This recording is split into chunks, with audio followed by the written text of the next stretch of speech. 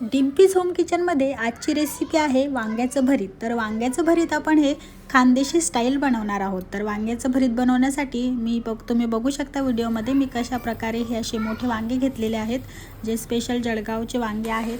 त्याच्यानंतर मी अर्धा किलो वांगे घेतलेले आहेत, एक छोटी जुडी कांद्याची पात घेतलेली आहे. अशा फिक्कट मिरच्या, म्हणजे ह्या तिखट नसतात चवीला जास्त, ह्या मी 7 ते 8 हिरव्या मिरच्या मोठ्यावाल्या घेतलेल्या आहेत. त्यामध्ये मी थोडं 3-4 आपल्या तिखट मिरच्या पण ॲड करणार आहे. काही लसणाच्या पाकळ्या, थोडंसं आलं घेतलेलं आहे, शेंगदाणे घेतलेले आहे. त्यानंतर मी कोथिंबीर छान बारीक चॉप करून घेतलेली आहे, भरपूर अशी कोथिंबीर. तर आता आपण आधी वांगे भाजणार आहोत.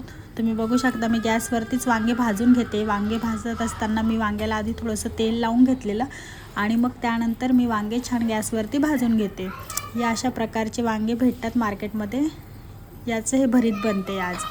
तर तुम्ही बघू शकता वांगे कशा प्रकारे भाजल्या जात आहेत. जोपर्यंत आपले वांगे भाजतात तोपर्यंत आपण छान अशी कांद्याची पात बारीक कापून घेतलेली आहे. व्हिडिओमध्ये तुम्ही बघतायत त्या प्रकारे आपल्याला छान कांद्याची पात बारीक चॉप करून घ्यायची. त्यानंतर ज्या हिरव्या मिरच्या घेतल्या होत्या त्यात मी थोड्याशा 2 ते 3 तिखट हिरव्या मिरच्या पण ॲड केलेल्या आहे आणि त्यांना छान तव्यावरती आपल्याला भाजून घ्यायचं आहे. तुम्ही व्हिडिओमध्ये बघू शकता या प्रकारे आपण छान हिरव्या मिरच्या भाजून घ्यायच्या.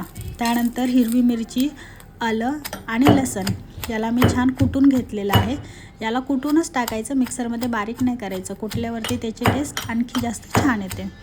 त्यानंतर आता तुम्ही बघू शकता व्हिडिओमध्ये मी कशा प्रकारे आपली हिरवी मिरची आणि आलं आणि लसणाचा छान ठेचा बनवून घेते.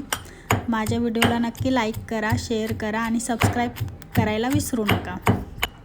आता आपला ठेचा छान हिरव्या मिरचीचा रेडी झालेला आहे. आता आपण जे वांगे आपले भाजून झाले का नाही ते बघूया. तर आता आपले वांगे छान भाजून झालेले आहे.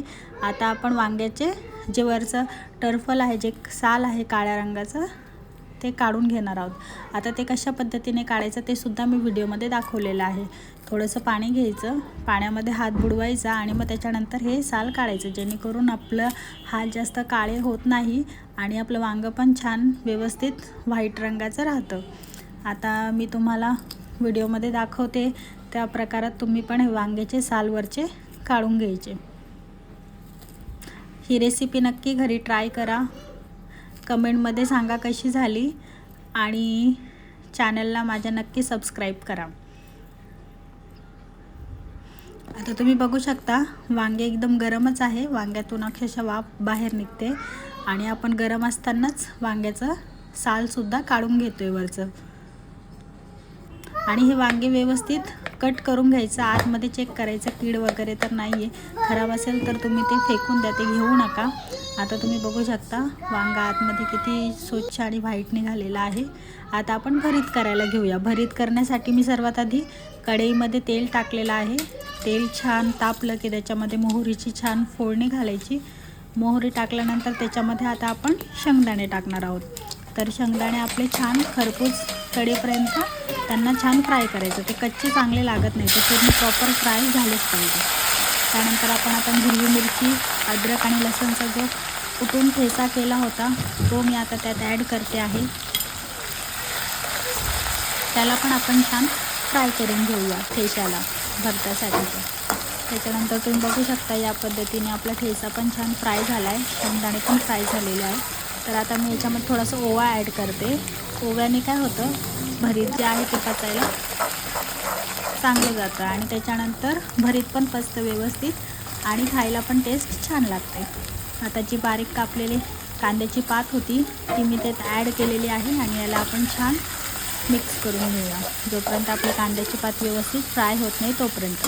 आता जोपर्यंत आपली कांद्याची पात फ्राय होते तोपर्यंत आपण त्याच्यामध्ये थोडंसं मीठ ॲड करूया. तुम्ही बघू शकता मी मीठ चवीनुसार ॲड केलेलं आहे या स्टेजवरती. आता जोपर्यंत आपली कांद्याची पात फ्राय होते तोपर्यंत आपण जे वांगे भाजून घेतले होते त्यांना पण मी छान असं कुटून घेतलेलं आहे, छान ठेचून घेतलेलं आहे, जेणेकरून ते एकत्र असं मिळून येईल.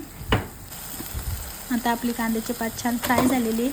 त्यामध्ये आता मी हे जे आपलं भरीत होतं वांग्याचं, जे भाजलेले वांगे त्याचं भरीत ते असं कुटून घेतलेलं छान आणि आता ते मिक्स केलेलं आहे मी आपल्या पूर्ण कांद्याच्या पातच्या फोडणीमध्ये. आता तुम्ही बघू शकता या प्रकारे छान मिक्स केल्यानंतर तुम्ही या स्टेजला एकदा चव बघून घ्या. चव मीठ वगैरे कमी असेल तर तुम्ही ॲडजस्ट करू शकता। त्यानंतर मी भरपूर अशी कोथिंबीर त्यात ॲड केलेली आहे आणि छान मिक्स केलेलं आहे। हे भरीत तुम्ही पुरीसोबत, कळण्याच्या भाकरीसोबत, बाजरीच्या भाकरीसोबत किंवा ज्वारीच्या भाकरीसोबत, इवन चपातीसोबत पण खूप छान लागतं खायला।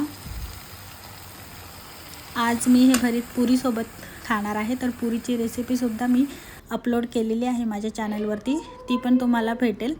आता आपलं भरीत आणि पुरी एकदम रेडी आहे खाण्यासाठी गरमागरम। नक्की करून बघा, कमेंटमध्ये सांगा आणि चॅनलला सबस्क्राईब करा। धन्यवाद।